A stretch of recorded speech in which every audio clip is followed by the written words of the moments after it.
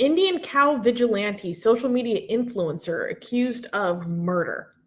So this is going to be a story about how big tech companies have been platforming a guy who is a suspect in at least 2 to 3 murders and uses these giant social media platforms that say to care so much about protecting the little guy to abuse and actually shoot at people. So this is big tech and the far right. Let's talk about it. In India, a cow vigilante influencer has taken social media by storm with his videos of clashes with suspected cow smugglers. Going by the name Manu Manesar, he's been documenting his fight against those suspected of cattle or beef smuggling for the past 6 years. But his actions have sparked controversy due to the violent means he employs, which have resulted in injuries and even deaths. As it turns out, Manu Manesar is actually Mohit Yadav, a member of the extremist Hindu nationalist group known as Bajrang Dal. He has now been investigated for his alleged role in the deaths of 2 suspected cow smugglers whose bodies were found burnt and destroyed inside a vehicle. His social media content has been deemed harmful and violating community guidelines, but despite this, he's amassed a huge following of over 210,000 subscribers on YouTube and 150,000 followers on Facebook and Instagram. He has even received the coveted silver play button from YouTube. The case has ignited debates on vigilantism and human rights in India and raised concerns about the effectiveness of social media platforms' rules on violence and hate speech. So, I discovered this case because of a very good investigative piece done by the Wall Street Journal. And then I did a lot of research into this case. It goes so deep. So what initially caused a lot of attention on this case or this guy was when there were 2 men whose bodies were found inside of a burnt up car. And they were accused. It's the idea, what are the words I'm looking for? The most likely story that we have so far is that these men who have been identified come from Muslim families, and it's believed that they were accused of being cow smugglers or illegal beef smugglers. And then they were chased down by a group of Hindutva, like Bajrang Dal, cow vigilante, cow protectors, cow rakshaks, or whatever you call them. And then they were assaulted and then basically told, like, where are the goods? Where are the goods? Give us what you have, blah, blah, blah. And they're like, we don't have anything. We don't have anything. We don't have anything. According to one report that I read, they then tried to take these guys. They were beaten so badly that the Hindutva guys then went and took them to the police. And the police were like, we have no reason to arrest these guys that we understand so far. Go take them to the hospital. This is crazy to me. The police told the mob that assaulted these men to go take them to the hospital. There are some reports that one man was already unconscious at this time. The police did not go take these men to the hospital. They told the group to go take them to the hospital. What? The men did not take them to the hospital. The men put them inside a car, tied them to the car seats, and lit the whole thing on fire, and they burned to death. What the hell? And there have been 2 men who so far have been arrested and accused of this murder. And they have heavy ties to Bajrang Dal and the VHP, which is another, the main governing branch of, Hindutva nationalist organizations. It's very powerful, and Bajrang Dal is technically the youth group of the VHP, militant wing of it. Well, that's also the RSS. Anyways, so this is one theory of the case that I've read so far. Then these two men have been accused of being part of Bajrang Dal and the VHP.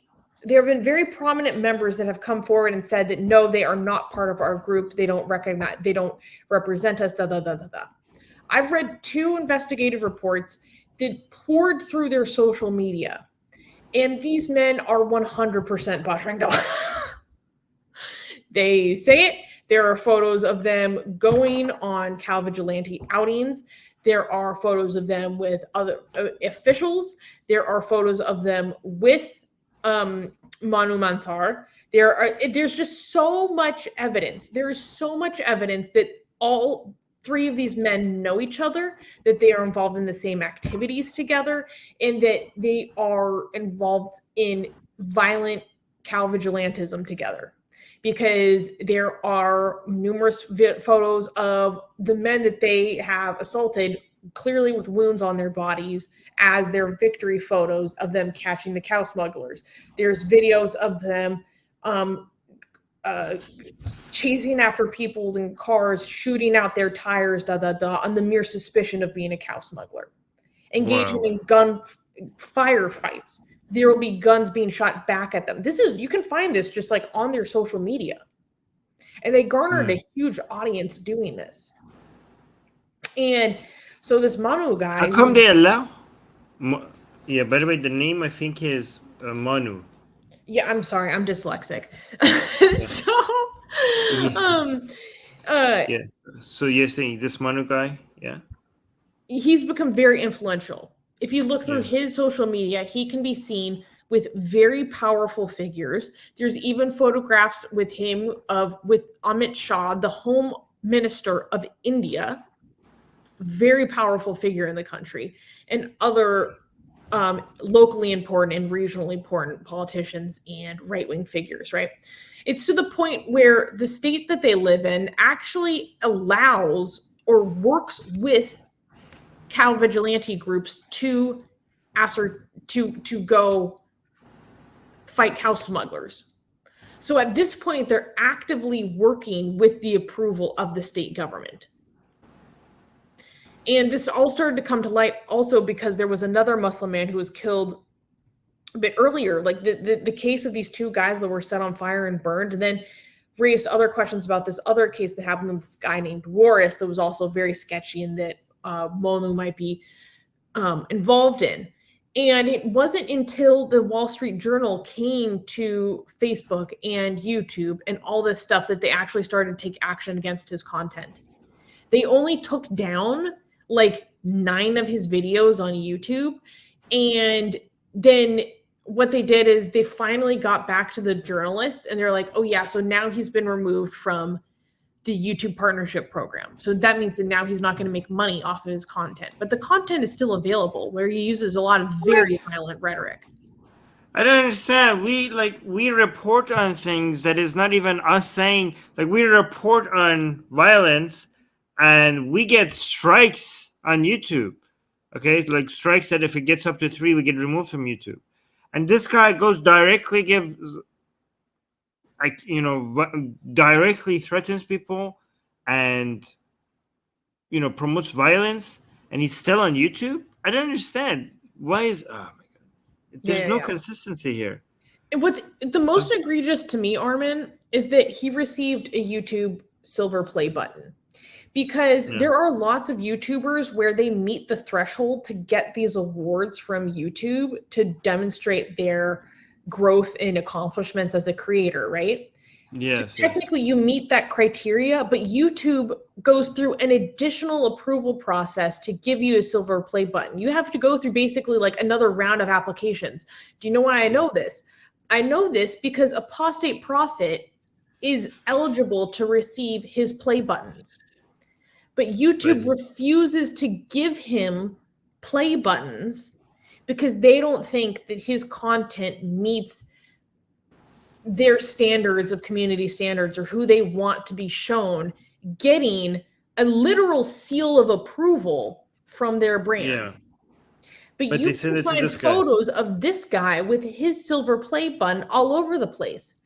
And he posts videos of him extrajudicially going after private individuals and shooting at their cars. Insane. And YouTube is like, yeah, okay. Yeah. So what do you think about this giant discrepancy between, oh my God, Armin, actually the Wall Street Journal article also revealed that there are internal memos at Facebook. I mean, we kind of already knew this, of them saying that they want to take action against this kind of content, but they don't want to deal with the backlash from their BJP base. Yeah, they're scared. They're scared. I'm telling you, these people are scarier than many Muslims, many radical Muslims. Yeah. I mean, this is not, people don't give in to demands like this by Muslim countries or by China, right? But for some reason, they give in to Hindutva. I don't know how much power it is, how they manage to be so intimidating. But yeah, we should call it that. We need to. Well, I think it's my theory is very simple. It's just like the market. India is market, but also market. But also a threat to the employees. Actually, yeah, they do have to deal with that. They do have to deal with literally the physical safety of their employees, especially after what happened at Twitter in India. And then the BBC. Yeah. Yo, it's getting wild. The past few years have been wild. Just like, oh yeah, we're just going to raid the Twitter offices of India because you guys didn't take the tweets down that we wanted. Okay. And it's not just the people who are raiding it. It's the government who's like, oh, I guess BBC now has tax problems. Let's shut down their offices. You know what I mean? So it's just they're complicit as well. Amnesty International too. Amnesty International, yeah.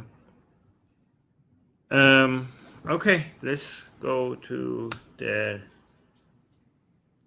Yeah, people are saying YouTube just wants Indian market. They know right wing is in power. Yeah, it's so amazing because they would not tolerate 1/10 or even much less of this in Western country. Like they would be called out. Oh my God. I feel like if there was like a few creators saying this kind of stuff, this kind of rhetoric towards Muslims, like I feel like they've just shut down the whole platform. Yeah. If they were white, like exactly. The whole platform's gotta go.